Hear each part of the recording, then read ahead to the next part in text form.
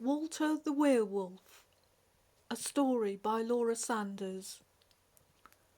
Walter lived on Saddleworth Moors in the Peak District.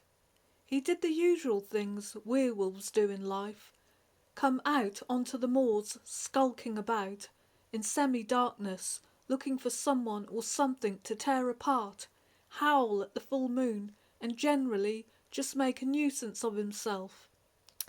He was unpopular with the locals, and, the sheep as well. So it was in the merry month of May that Walter was doing the usual, flitting in and out of the shadows as he went. He was looking for unsuspecting victims to pounce on, the odd drunken yokel, a disorientated shepherd, even a villager out for a night's stroll. His eyes grew as big as saucers when, to his utmost surprise, he saw the most beautiful woman he had ever seen. Her eyes were blue as a cobalt Indian Ocean with long lashes. She was as pretty as a picture. Her hair was long, silvery blonde, with oodles of curls bouncing about on her head. Her figure was voluptuous. Her name was Rosa Ann. It was love at first bite, or should I say first sight. For Walter, he didn't for the first time want to rip her throat out or shred her to pieces.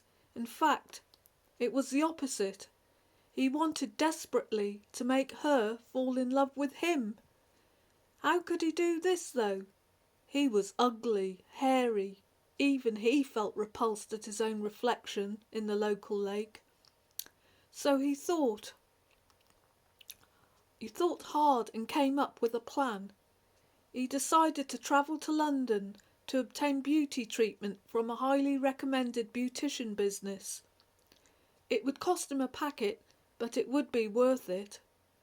He had accumulated a stash of wealth from victims he had pounced on, his trophies, during his career as a werewolf. So he caught the coach to London, arrived at a New You Beauticians in Chapel Street. So he had the full works, electrolysis on his face and legs, his arms waxed, and strong dilapidatory creams used. His eyebrows were plucked till his eyes watered, his hair was trimmed, his nose hairs were pulled out of his nose. They even did dental work on his pointed, black, rotten teeth, and tried very hard to cure his bad breath. After hours of treatment, he looked in the mirror and smiled. He said to the ladies in there, "I used to be a werewolf, but I'm not now." So he caught the coach back to Saddleworth Moors. He was really pleased with his new looks, so that even he fancied himself. The girl he fancied was bound to notice him and fall for his new looks.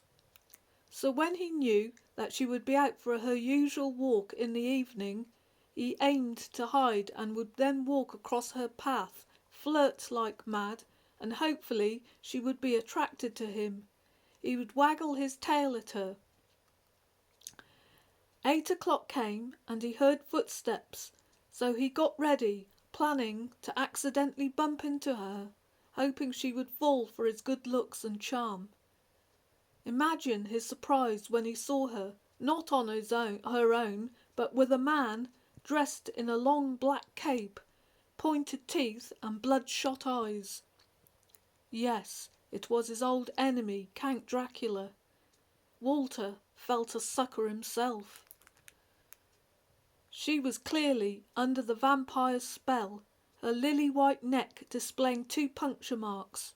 She was well and truly his. Walter felt disappointed. He had gone through a costly and time-consuming business, and all for nothing. So he decided to visit the 3 hags of Marn Hill and ask them to turn him into something other than a werewolf, using one of their special spells. The 3 witches were dancing around their cauldron when he spotted them. With pleasure, they hissed. We'll turn you into something else the pretty thing will like. You need not worry. You will never be a werewolf again. Hubble bubble, toil and trouble. Cauldron boil, cauldron bubble. Help Walter get out of his muddle. Eye of a newt, tongue of a dog, tail of a cat, leg of a frog. As the spell was woven, imagine Walter's surprise when he was turned into something black, flitting about. Yes, you guessed it, he was transformed into a black bat, and he was forced to take shelter in a dark, wet cave. He was protected by the villagers, though, because he was a lesser horseshoe bat.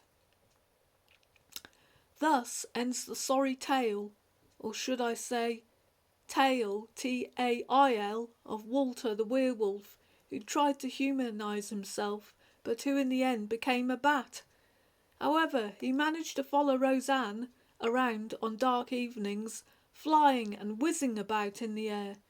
She was, after all, Dracula's girl, so Walter had literally jumped the gun, or rather avoided the silver bullet, by having costly beauty treatment done. He didn't mind being a lesser horseshoe bat, though. The villagers checked on him and his colony every now and again in his damp and dripping bat cave. So all's well that ends well. He accepted himself for what he really was and realised that looks aren't everything, even for an ugly, hairy werewolf. The end.